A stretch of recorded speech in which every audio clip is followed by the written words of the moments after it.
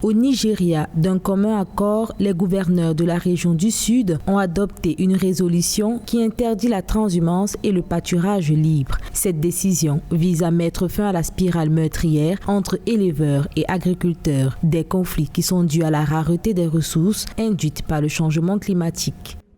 La violence alimentée par la dégradation de l'environnement et la concurrence pour la terre a aggravé les tensions de longue date dans les régions du nord et du centre du pays. Avec le plan national de transformation de l'élevage, le gouvernement pourra limiter les mouvements de bétail, stimuler la production animale et apaiser le conflit meurtrier entre éleveurs et agriculteurs dans le pays.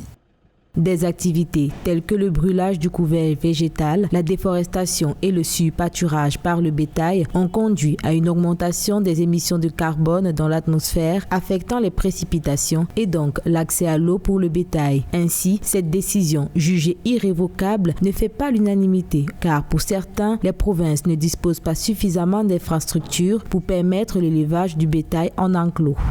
Ce que l'État nigérian peut faire à travers ce plan, c'est justement la transformation de la viande, qu'elle soit bovine, qu'elle soit ovine, pour en faire quand même des produits transformés, des produits finis qui vont être surgelés, gardés dans des réfrigérateurs et autres. Et justement, ça permettrait le développement, la conservation dans ces pays.